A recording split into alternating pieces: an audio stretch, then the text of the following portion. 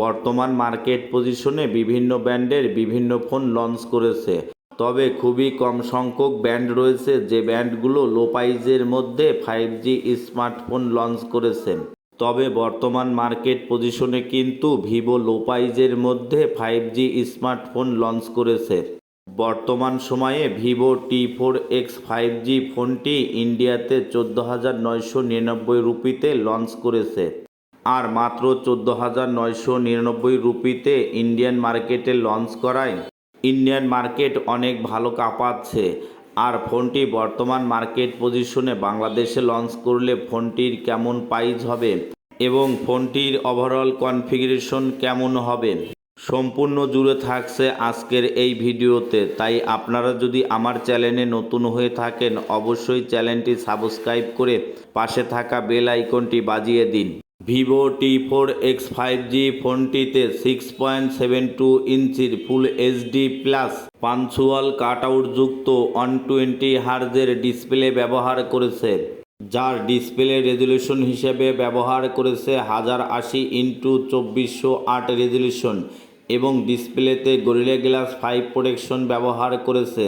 Gorilla glass 5 protection ব্যবহার করায় ডিসপ্লেটা অনেক শক্তপোক্ত এবং শক্তিশালী হবে এবং ডিসপ্লের পিক ব্রাইটনেস হিসেবে 1300 নিটস পিক ব্রাইটনেস ব্যবহার করেছে। 1300 নিটস পিক ব্রাইটনেস ব্যবহার করায় লো লাইটের পাশাপাশি ডিরেক্ট সানলাইটেও ডিসপ্লের আলো কমানো বাড়ানোর প্রয়োজন হবে না। ফোনটিতে 50 মেগাপিক্সেলের ডুয়েল ক্যামেরা সেটআপ ব্যবহার করেছে, যার মেইন ক্যামেরা হিসেবে 50 মেগাপিক্সেলের ক্যামেরা ব্যবহার করেছে এবং 50 মেগাপিক্সেল ক্যামেরার অ্যাপারচার ভ্যালু হিসেবে 1.6 ব্যবহার করেছে। 1.6 অ্যাপারচার ভ্যালু ব্যবহার করায় ক্যামেরার কোয়ালিটি সুন্দর হবে। 50 মেগাপিক্সেল ক্যামেরা হলেও 30 এফপিএসে 4K রেজলিউশনে ভিডিও রেকর্ড করা যাবে। 30 এফপিএসে 4K রেজলিউশনে ভিডিও রেকর্ড করায় ক্যামেরার কোয়ালিটি অনেক সুন্দর হবে। ব্যাক ক্যামেরার পাশাপাশি ফোনটিতে 8 মেগাপিক্সেলের সেলফি ক্যামেরা ব্যবহার করেছেন। 8 মেগাপিক্সেল ক্যামেরাতেও আপনি ছবি ওঠার পরে ছবির যদি ডিটেলসগুলো দেখেন একদম স্বচ্ছ এবং ক্লিয়ার দেখা যাবে। ফোনটিতে 6500 mAh ব্যাটারি ব্যবহার করেছে, যা কিনা চার্জ করার জন্যে ইনবক্সে 44 ওয়াটের চার্জার দিয়েছে। 44 ওয়াটের চার্জারটা 3.0 ভোল্টেজে চার্জ উঠিবে। 3.0 ভোল্টেজে চার্জ ওঠায় ফোনে চার্জ করার জন্য অতিরিক্ত বেশি সময়ের প্রয়োজন হবে না। চার্জ দ্রুত এবং অনেক ফাস্ট হবে এবং 6500 mAh battery phone long time ব্যবহার করার ক্ষেত্রে ভালো একটা সাপোর্ট দিবে। ফোনটিতে আইপি রেটিং হিসেবে IP64 ব্যবহার করেছে। IP64 ব্যবহার করায় ডাস্ট অ্যান্ড ওয়াটার অ্যাসিস্টের সুযোগ সুবিধা থাকছে। ডাস্ট অ্যান্ড ওয়াটার অ্যাসিস্টের সুযোগ সুবিধা থাকায় হালকা পানির ঝাপসা থেকে ফোন সুরক্ষা থাকিবে। IP64 এর পাশাপাশি ফোনটিতে মিলিটারি গেটের সুযোগ সুবিধা থাকছে। মিলিটারি গেটের সুযোগ সুবিধা থাকায় ফোন 10 মিলিমিটার চাপ ধারণ করার ক্ষমতা রাখিবে। মিলিটারি গেটের সুযোগ সুবিধা থাকায় ফোন হাত থেকে পড়ে গেলেও খুব সহজে ভাঙবে না। ফোনটি আপডেট করা অ্যান্ড্রয়েড ভার্সন 15 করেছে এবং অপারেটিং সিস্টেম হিসাবে ফান্টাস ওএস 15 করেছে। ফোনটির চিপসেটের কথা যদি চিন্তা করেন ফোনটিতে মিডিয়াটেক ডায়মন্ডসিটি 7300 5G চিপসেট ব্যবহার করেছে। মিডিয়াটেক ডায়মন্ডসিটি 7300 5G চিপসেটটি 4 ন্যানোমিটার আর্কিটেকচারে করেছেন।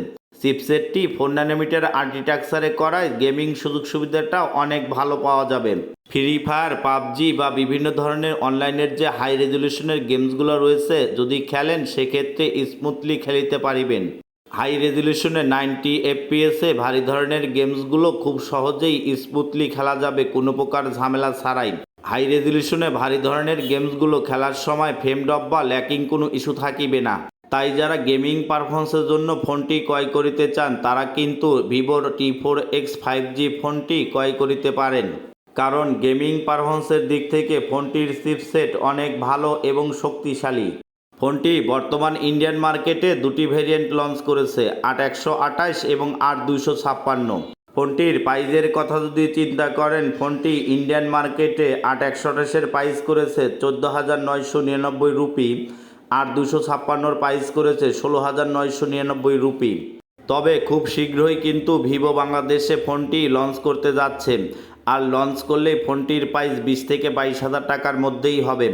বাজেট সেগমেন্টে ফোনটির কনফিগারেশন তুলনামূলকভাবে মার্কেট পজিশনে সব দিক থেকেই ভালো করেছে।